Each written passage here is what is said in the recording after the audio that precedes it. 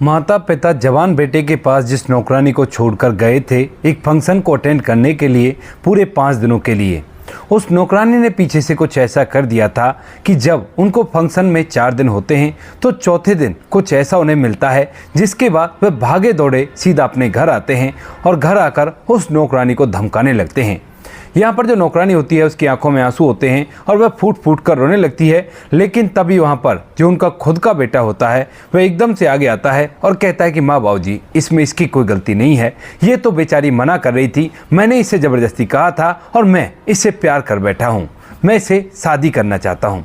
इस बात को सुनकर माता पिता के पैरों तले से जमीन खिसक जाती है। इधर यहाँ पर जो नौकरानी होती है उसके जो माता पिता होते हैं वह भी इस बात को देखकर पूरी तरह से हैरान हो जाते हैं।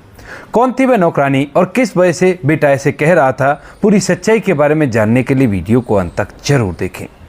उत्तर प्रदेश के कानपुर के अंदर एक बड़ा ही अमीर परिवार रहा करता है। परिवार के मुखिया एक कंपनी के अंदर जीएम हैं और उनकी अच्छी खासी सैलरी है। साथ में उन्होंने अपनी भी छोटी छोटी वर्कशॉप खोल रखी हैं जिनसे भी वो अच्छा खासा पैसा कमाया करते हैं। उनका एक लड़का होता है जिस लड़के का नाम होता है विकास।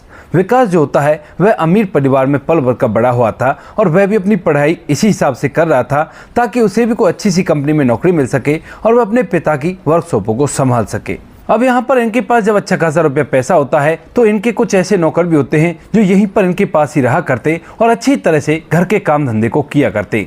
2 पति पत्नी होते हैं जिसमें से पति का नाम तो रामकिशन होता है और पत्नी का नाम सुमन होता है। रामकिशन और सुमन जो कि इनके पास ही के घर में रहा करते हैं, जो घर यहाँ पर इसी व्यक्ति का है और उसके अंदर ही वो लोग रहा करते हैं। रामकिशन और जो सुमन होते हैं वो अच्छी तरह से घर के सारे काम देखा करते, यानी कि बाहर का अगर कोई काम हुआ करता है तो उसे रामकिशन कर दिया करता है और घर के काम को जो सुमन होती है वह कर दिया करती है। सब कुछ अच्छी तरह से चल रहा था और यहाँ पर जो घर के नौकर होते हैं उनकी एक बेटी होती है जिसका नाम होता है सोनम। सोनम जिसने अपनी 12वीं क्लास कर ली है और उसके बाद वह ब्यूटी पार्लर और कढ़ाई सिलाई का काम सीख रही है, क्योंकि उन्हें पता है कि बेटी अगर अच्छी तरह से काम सीख लेगी तो उसके बाद जीवन को जीने में उसे कोई भी कठिनाई का सामना नहीं करना पड़ेगा।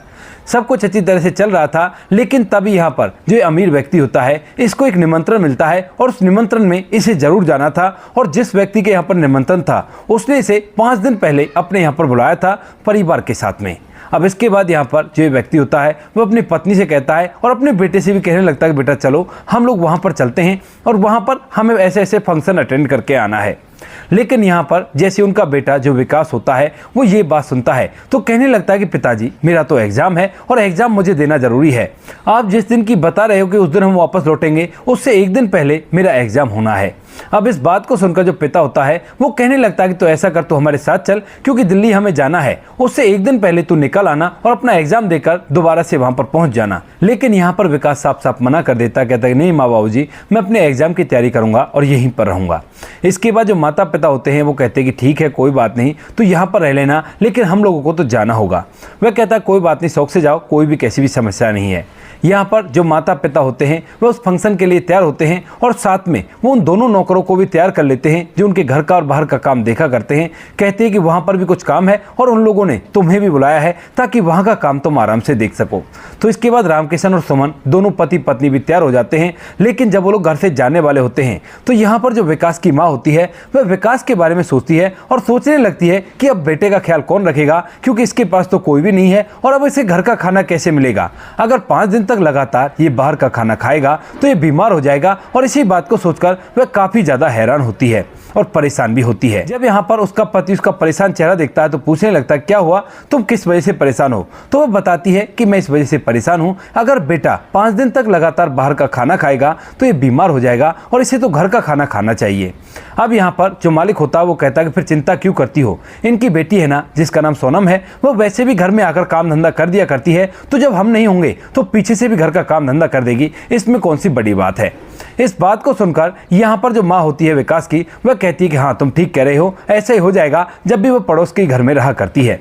इसके बाद यहाँ पर जो विकास की माँ होती है वह कह देती है उनसे कि अपनी बेटी से बोल दो कि वो घर का काम देख लेगी और सुबह शाम बेटे को अच्छे से खाना बनाकर दे देगी। यहाँ पर दोनों पति पत्नी जो उनके नौकर होते हैं वह अपनी बेटी से जाकर समझा देते हैं, कहते हैं कि इस तरह से हम लोग जा रहे हैं और तुम्हें मालिक के बेटे को अच्छी तरह से खाना बनाकर देना है। तो यहाँ पर जो सोनम होती है वह भी इस बात के लिए हामी भरती है और उसके बाद ये अमीर व्यक्ति का जो परिवार होता है नौकरों के साथ उस फंक्शन के लिए गाड़ी में बैठकर निकल जाता है। धीरे धीरे समय बीतता है और समय के साथ साथ ये लोग सफर तय करने के बाद उस शादी में पहुंच जाते हैं। इधर यहाँ पर घर के अंदर विकास रह गया है और ऊपर से जो सुमन है उसे जिम्मेवारी देकर गए थे कि घर की अच्छे से देखरेख भी करनी है और साथ में मालिक के बेटे को घर का खाना ही खिलाना है। तो यहाँ पर सुमन भी अपनी जिम्मेवारी को निभाने के लिए शाम के खाने को बनाने के लिए उस घर के अंदर चली जाती है और वहां पर जाकर पहले छोटा मोटा किचन का वैसा काम करती है और उसके बाद खाना बनाने से पहले वह विकास से पूछने लगती है कि मालिक बताओ क्या बनाना है, आप क्या खाना पसंद करोगे। तो यहाँ पर जो विकास होता है वो कहता है कि मेरे लिए करेला बना दो।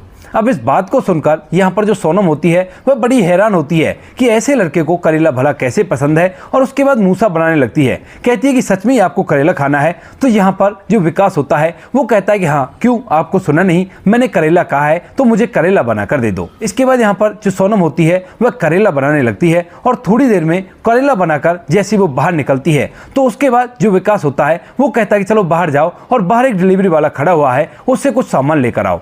इसके बाद जो सोनम होती है बाहर जाती है और बाहर से डिलीवरी वाले से एक पैकेट लेती है जिसकी पेमेंट विकास पहले ही कर चुका था और जैसे ही यहाँ पर सोनम उस पैकेट को पकड़ती है तो उसे महसूस होता है कि इसके अंदर शायद गरम गरम खाना है, क्योंकि वो डिलीवरी वाला खाना डिलीवर करने वाला था।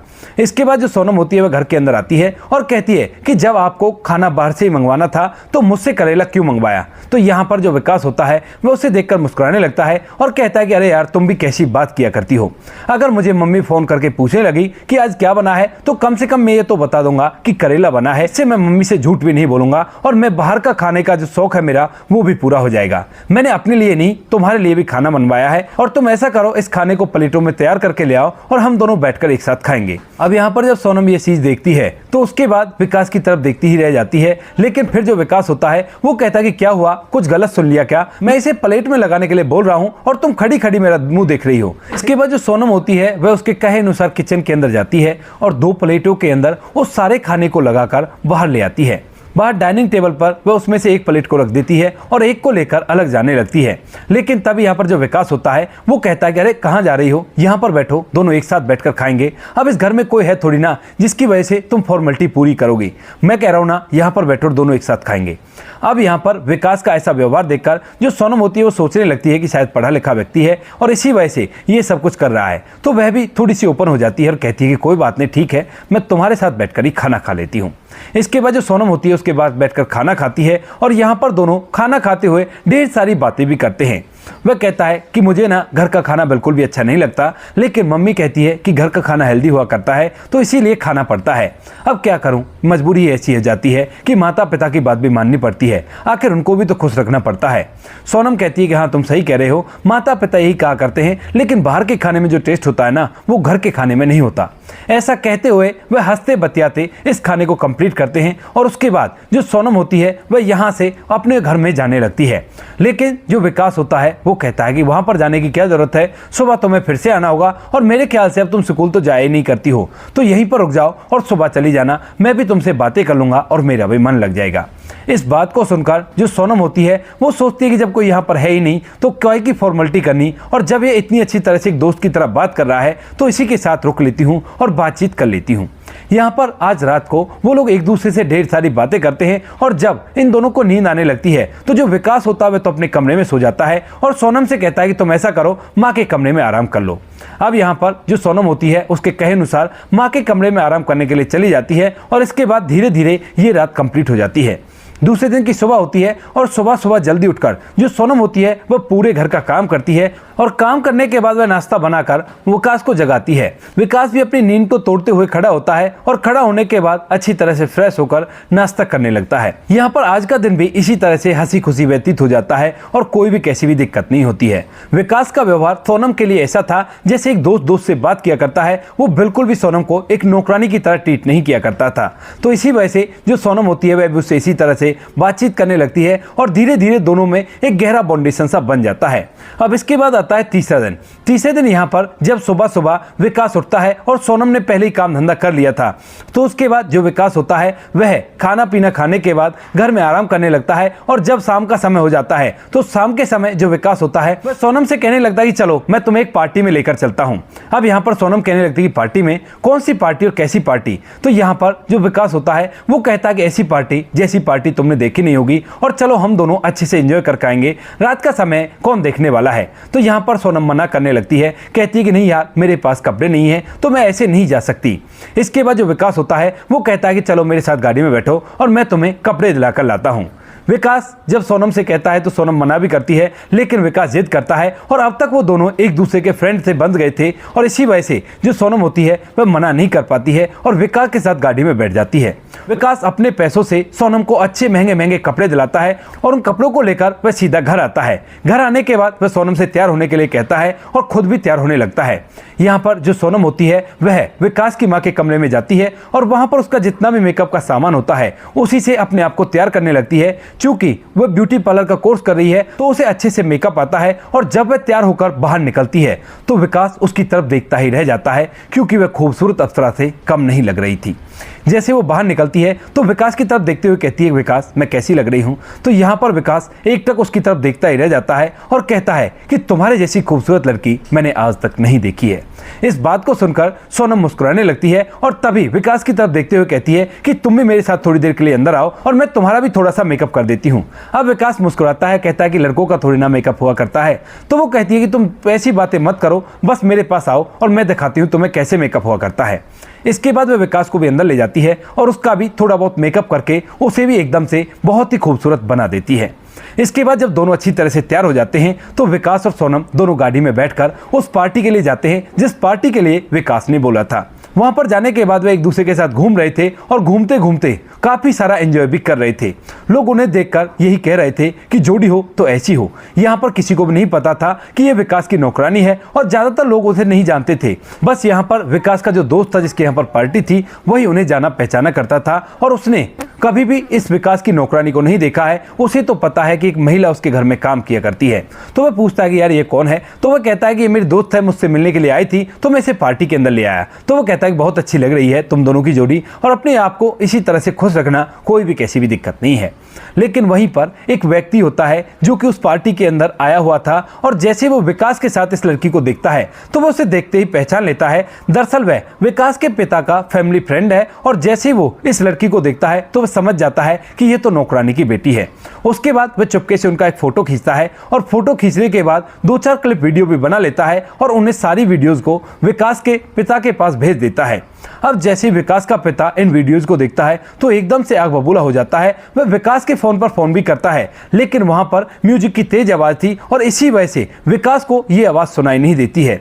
इसके बाद जो विकास होता है वह खूब सारा वहां पर एंजॉय करता है और एंजॉय करने के बाद वापस से अपने घर आ जाता है। लेकिन घर आने के बाद यहाँ पर जो विकास होता है वह सोनम की तरफ अजीब निगाहों से देखने लगता है और सोनम भी उसका इशारा समझ रही थी।